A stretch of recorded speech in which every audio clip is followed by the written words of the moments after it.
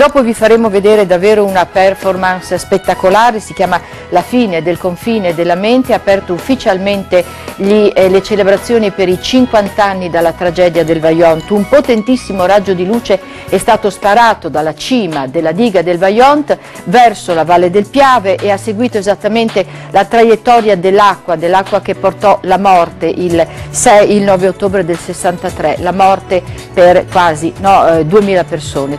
E siamo arrivati a raccontarvi di questa bellissima performance, La fine del confine della mente, un potentissimo raggio di luce che ieri sera ha illuminato dalla diga del Vajont la valle che 50 anni fa fu teatro di una tragedia dalle dimensioni immani. Per parlarci di questa performance abbiamo una delle anime, eccolo, lo vediamo, è Gianluca Dincalevis, che è curatore di Dolomiti Contemporanee e che ha organizzato questa performance insieme all'artista Cagol, all'artista triestino. Gianluca, buongiorno, architetto bellunese che adesso ci racconta davvero che cosa è successo ieri e l'obiettivo soprattutto di questa performance, La fine del confine della mente. Vedremo anche le immagini davvero suggestive.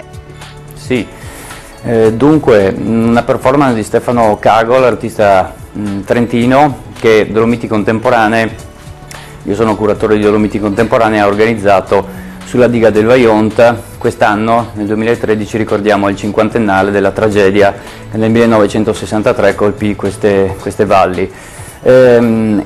Noi abbiamo anche un incarico di gestione di uno spazio, un nuovo spazio espositivo che sta proprio sopra la diga del Vajont, il nuovo spazio espositivo di Casso, e da questo luogo, diciamo, l'obiettivo principale nostro è quello di generare immagini come quelle che stiamo vedendo, nuove, rinnovative per questo territorio. L'obiettivo di ieri coincide con questo obiettivo generale, quindi il raggio proiettato da Stefano Cagol, che ha fatto lo stesso percorso che nel 63 fece l'acqua, superando la diga del Vajont. Il raggio è stato proiettato da poco più a monte della diga, ha superato il coronamento della diga stessa e è stato proiettato sulla parete boschiva sopra l'abitato di Longarone, che nel 63 fu rasa al suolo. A livello metaforico, molto semplice, diciamo, questo raggio di luce vuole significare la vita. L'arte e la luce portano la vita, un'immagine rinnovativa quindi di vita in un luogo ancora oggi così pesantemente segnato da quel tragico evento di mezzo secolo fa.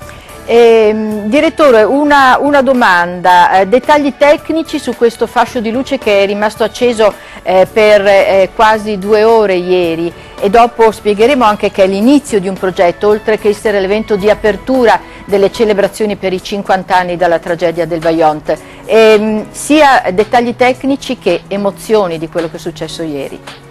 Sì, il dato tecnico dice che si tratta in sostanza di un grande proiettore sovradimensionato, diciamo, e la tecnologia è analoga a quella dei 2 grandi fasci di luce che salivano da Ground Zero dopo quell'altro tragico evento nel 2011. Questo fascio è capace di portarci fino a oltre una decina di chilometri, questa è la gittata potenziale massima. Ieri è stato sparato a una distanza inferiore perché ci interessava arrivare oltre la diga, superare questo confine anche mentale della diga per arrivare appunto oltre Longarone. E il dato emotivo invece, naturalmente il dato emotivo è una cosa estremamente soggettiva. Quello che ho registrato io e che ho visto, credo condiviso da molti dei presenti, è questo. Il fascio di luce è molto forte, visivamente molto forte, però è estremamente silenzioso. Questa silenziosità è molto importante in un luogo, come dicevo, ancora oggi molto segnato da quell'evento terribile, per cui credo che il raggio sia riuscito a risultare poetico e quindi non aggressivo nello stesso momento in cui era forte e potente. L'immagine è stata sicuramente molto, molto forte. Superare allora aprire luoghi, nuovi spazi e superare le tragedie appunto con la luce che è vita. Grazie a Gianluca Dincalevis, e ricordiamo che questo evento si sposta oggi a Cortina d'Ampezzo sulla Tofana di Roses e dopo sarà un overland artistico internazionale, arriverà addirittura al Circolo Polare Artico. Ne parleremo anche nel TG delle 2. Grazie mille direttore.